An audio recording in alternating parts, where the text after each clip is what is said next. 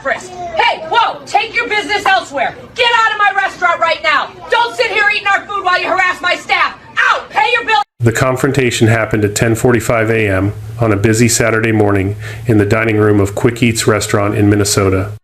What started as 3 off-duty ICE agents harassing a Haitian-American waitress with deportation jokes based purely on her appearance would escalate into the owner throwing them out, diners capturing the entire scene on their phones, and a viral moment that led to an $8.5 million federal lawsuit exposing how racial profiling doesn't just happen in raids, but in everyday spaces where people assume your skin color tells them everything they need to know.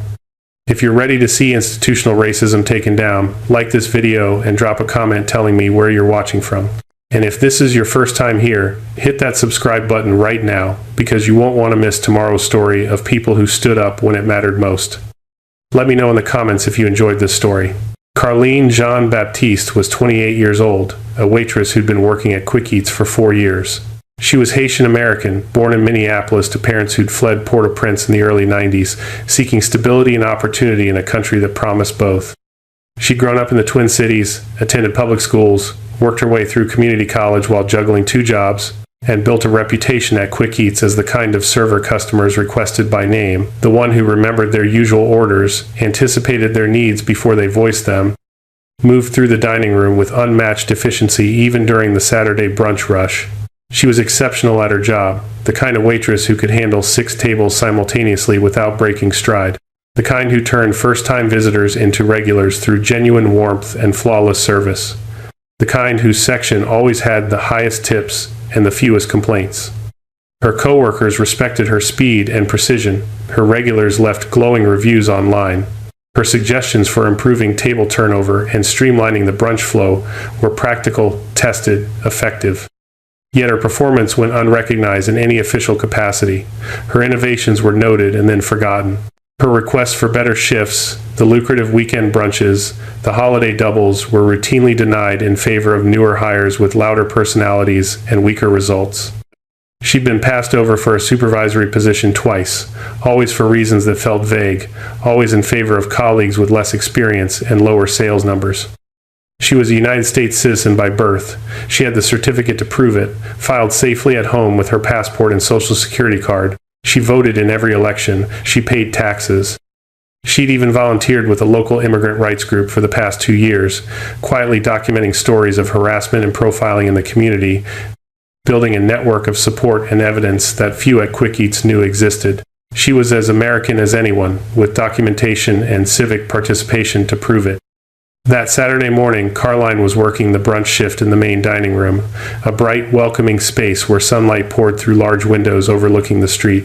She was managing her usual 6-table section, moving between booths and foretops with practiced efficiency, balancing trays loaded with coffee carafes, stacks of pancakes, and plates of eggs Benedict.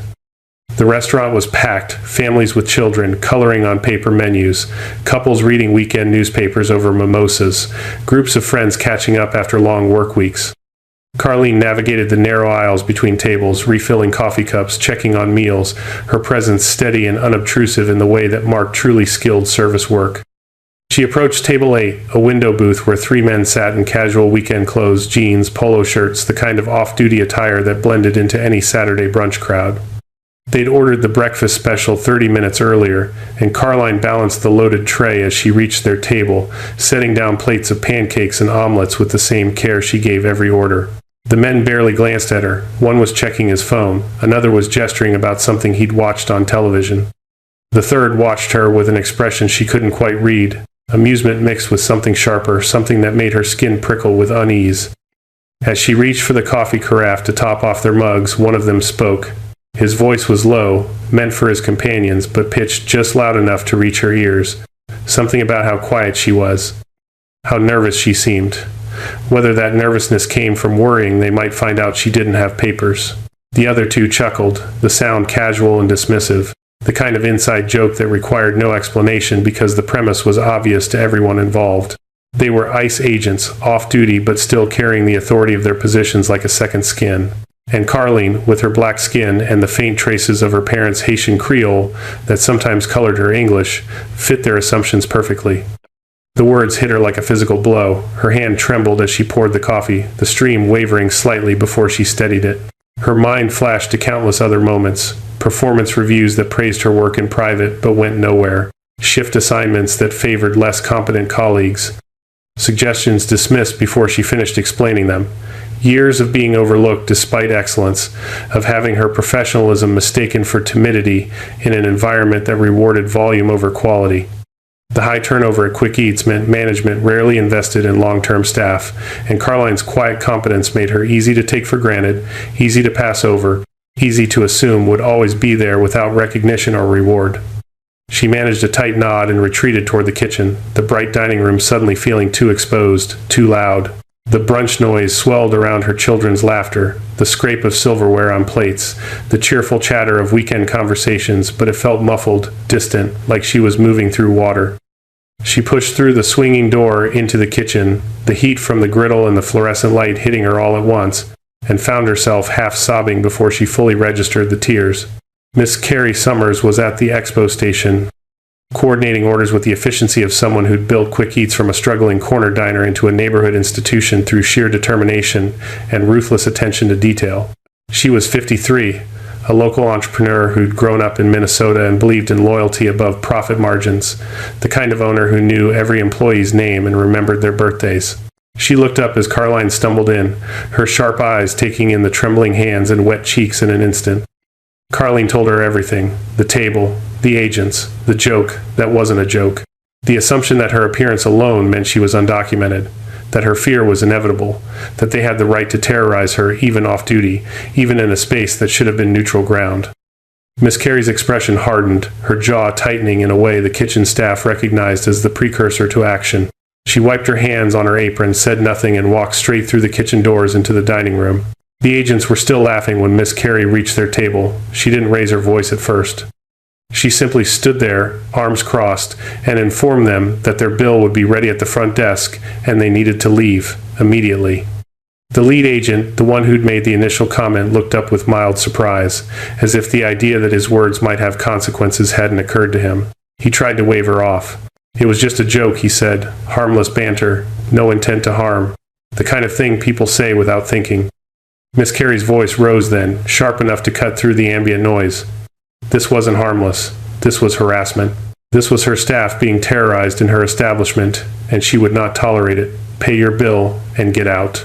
The nearby tables went quiet first. A couple at the window booth beside them, a woman in her 40s, and her teenage daughter stopped mid-conversation, coffee cups suspended in the air. The woman stood, her chair scraping against the floor, and added her voice to Miss Carey's. The agents needed to leave, now.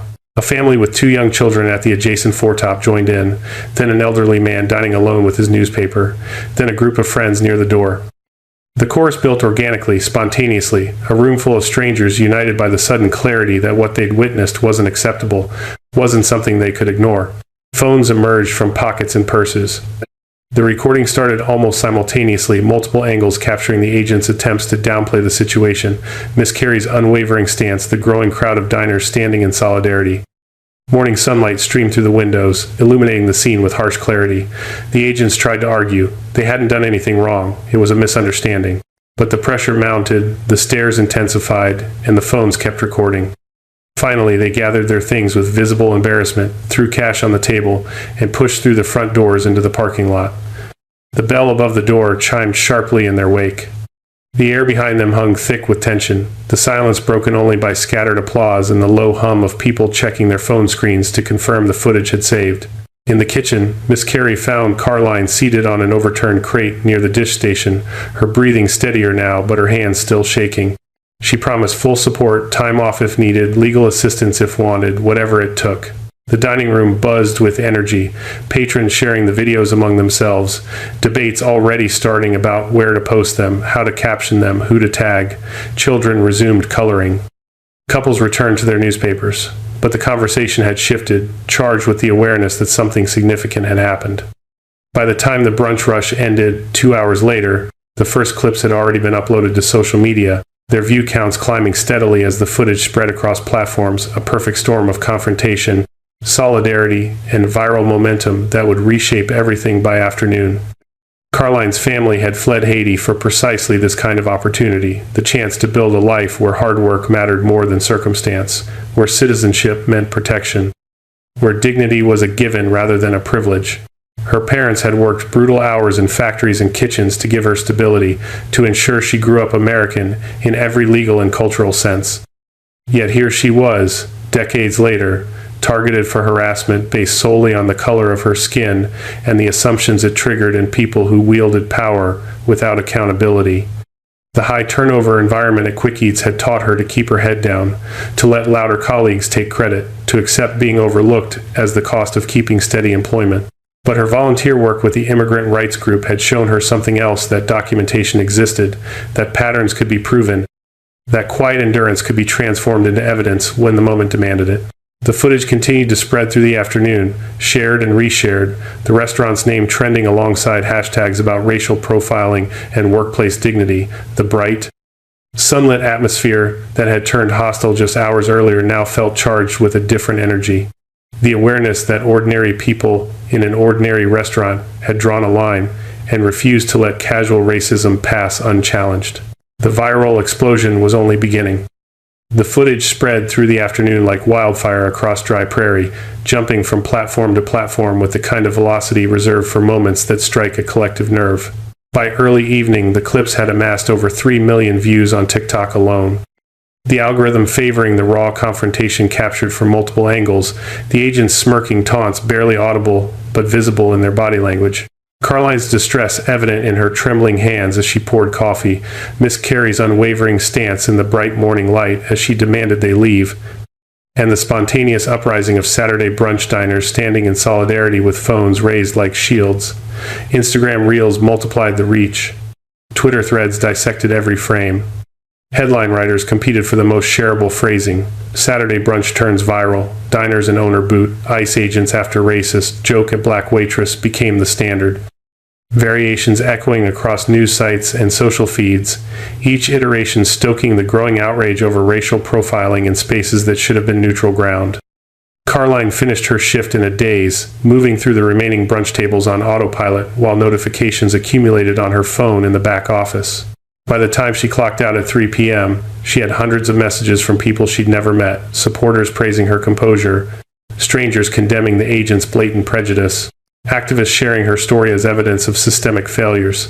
The attention felt surreal, disorienting. She sat in her car in the parking lot, scrolling through comments that dissected an experience still raw in her memory, watching strangers debate the nuances of her humiliation as if it were abstract rather than visceral. The incident had reopened wounds she'd spent years learning to ignore, memories of her parents' early struggles navigating a country that welcomed their labor but questioned their belonging. Her own experiences of being undervalued at Quick Eats despite performance that should have demanded recognition. The constant low-grade awareness that her blackness and accent made her suspect in spaces where others moved freely. The quiet endurance she'd cultivated, the professionalism that kept her employed but invisible, the competence that management took for granted had been thrust into harsh spotlight. Supporters rallied online with passionate defenses of her dignity. Critics questioned whether she was overreacting, whether the agent's words really warranted such backlash, whether the whole situation had been blown out of proportion. Carline read both sides with mounting exhaustion, the public dissection of her pain feeling like a second violation layered over the first. Miss Carey fielded calls throughout the rest of Saturday, local news stations requesting interviews, civil rights organizations offering support, customers calling to express solidarity or curiosity. She offered Carline the following week off, space to process, whatever she needed. But Carline, drawing on reserves she hadn't fully recognized until now, declined. Her volunteer work with the immigrant rights group had taught her something crucial over the past 2 years. Documentation mattered, patterns mattered, and isolated incidents became systemic evidence when someone bothered to compile them. She'd spent months quietly recording stories from community members who'd faced similar harassment, off-duty agents making assumptions based on appearance, casual profiling disguised as conversation, the normalization of fear in spaces that should have felt safe. Her own experience now fit into that larger tapestry, and she recognized the opportunity it presented. She contacted an attorney Monday morning, a civil rights specialist named David Kowalski, who'd worked several high-profile discrimination cases in Minnesota. His initial consultation confirmed what Carline suspected. The agent's behavior, captured on multiple recordings and corroborated by dozens of witnesses, constituted clear harassment and racial profiling. The fact that they targeted her based solely on appearance, with no basis beyond racist assumptions about her immigration status, made their conduct legally actionable. Federal lawsuits against ICE presented challenges: qualified immunity, institutional protections, the tendency of agencies to close ranks, but the viral footage and public pressure created leverage that cases argued in private courtrooms rarely enjoyed. The lawsuit filing made headlines by Wednesday. Federal complaint against ICE for harassment, racial profiling, and constitutional violations. Carlene Jean-Baptiste versus the United States Immigration and Customs Enforcement, seeking compensatory and punitive damages, demanding accountability for agents who weaponize their positions even off-duty. Discovery began immediately, and what emerged transformed the case from individual grievance to systemic indictment. Internal ICE communications revealed patterns Kowalski had suspected but needed documentation to prove. Emails between agents joked about encounters with people they assumed were undocumented, messages that used racial and ethnic markers as shorthand for suspicion. Prior complaints against the same 3 agents showed a history of similar conduct, off-duty interactions where they made comments about papers, legal status, deportation, always to individuals who fit certain profiles, always with the casual cruelty of people who believed their authority extended beyond official duties. The pattern was clear. Profiling had infiltrated their non-enforcement interactions, becoming so normalized they saw nothing wrong with terrorizing a waitress during brunch simply because her blackness and accent triggered assumptions they felt entitled to voice. The document showed something deeper, a culture within certain ICE divisions where such behavior went unreported and unpunished, where supervisors dismissed complaints as misunderstandings or oversensitivity, where agents felt emboldened to carry their biases into every space they occupied. The harassment of Carlene wasn't an isolated mishap. It was evidence of broader institutional failure that endangered citizens and residents alike, that transformed everyday encounters into potential confrontations based solely on appearance. Depositions began in late autumn.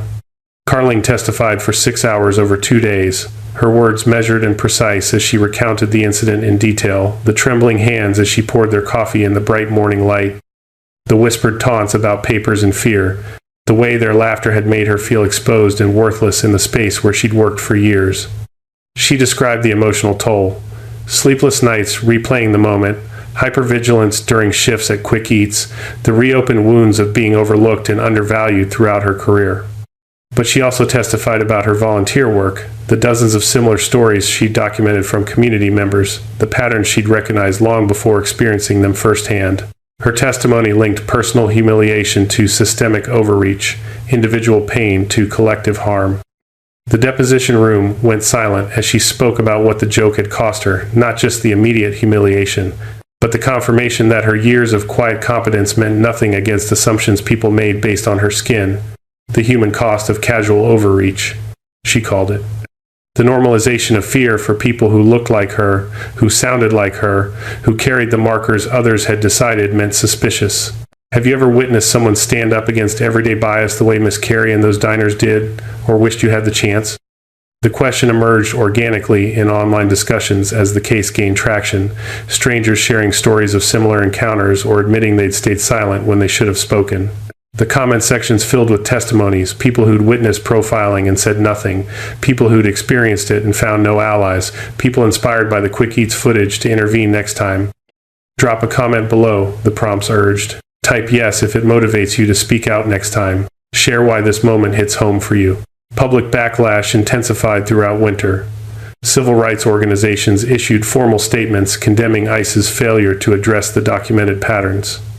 Local news ran follow-up segments featuring legal experts discussing the case's broader implications.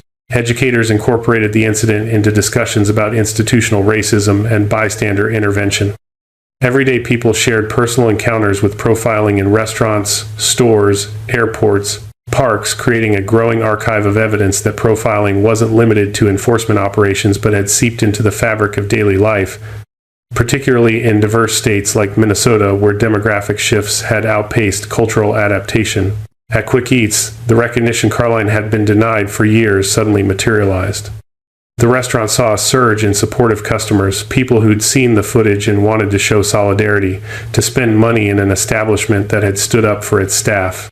Regulars sought Caroline out specifically, thanking her for her courage, asking how she was holding up. Colleagues sought her input on scheduling and service flow, finally acknowledging expertise they'd previously overlooked.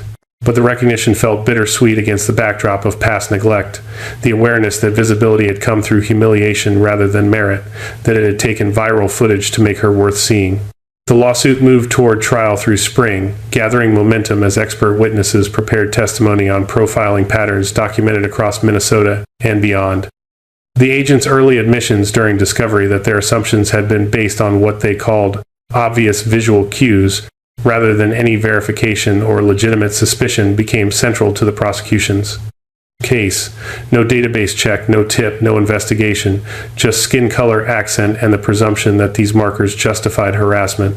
The case built toward trial with the weight of institutional failure behind it, individual cruelty serving as window into systemic rot.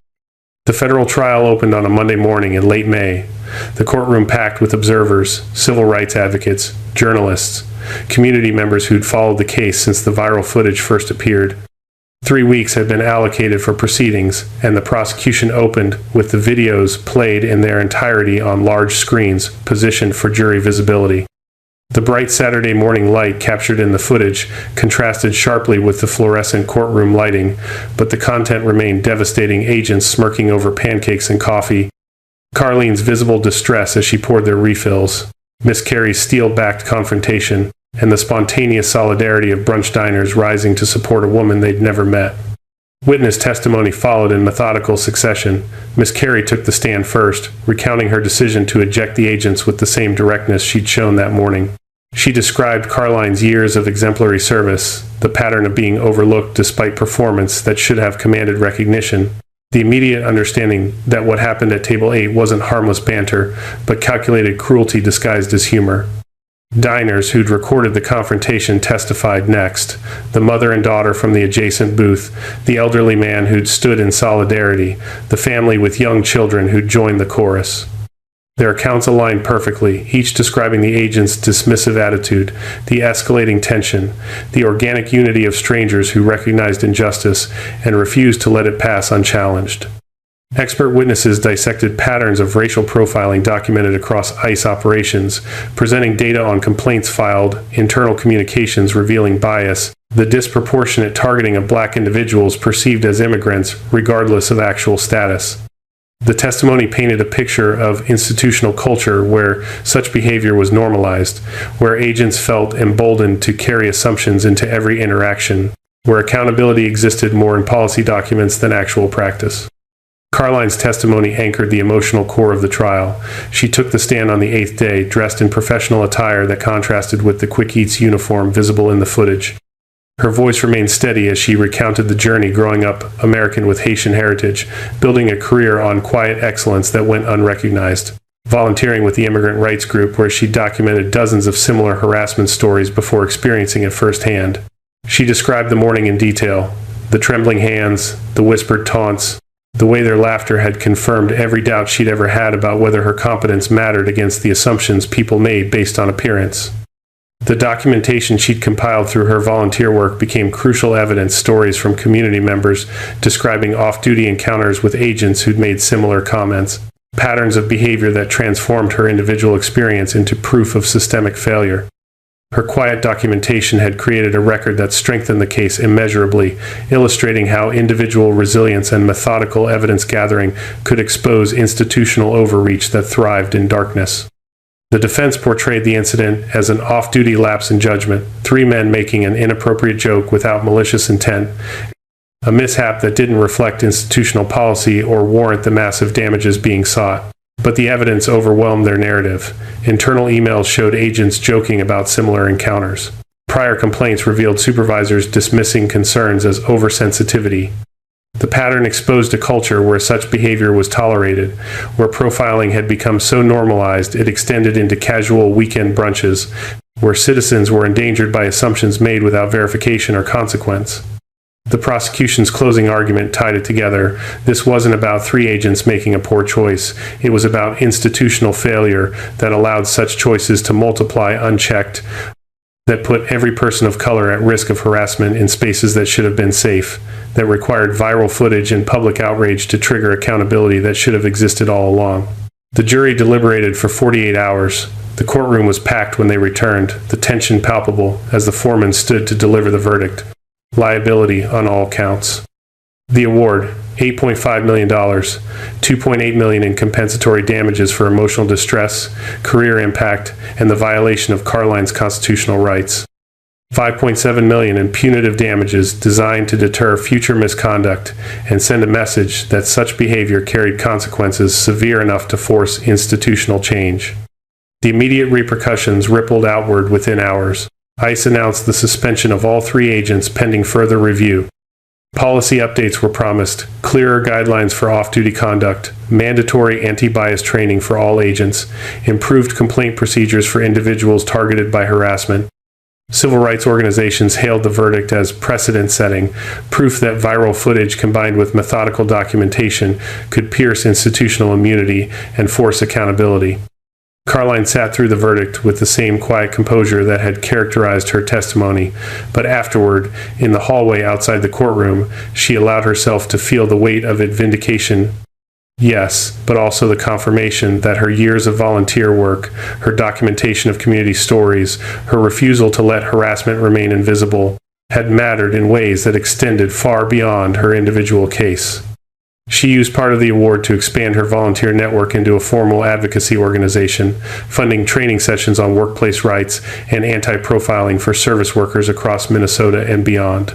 The group offered resources for documenting harassment, legal support for similar cases, community education on constitutional protections. Quick Eats installed a small plaque near the window booth where the confrontation had occurred, a simple acknowledgement of the morning when solidarity had trumped silence, when ordinary people had refused to let racism pass unchallenged.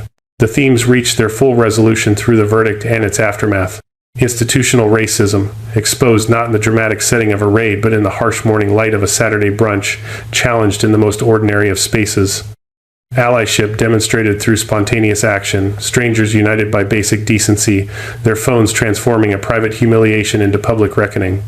Carline's journey from overlooked waitress to vocal advocate, her quiet strength converted into systemic change through legal persistence and the documentation she'd been compiling long before she became a plaintiff herself. And accountability achieved not through institutional goodwill but through legal pressure, public outcry, and the combination of viral footage with methodical evidence that made denial impossible.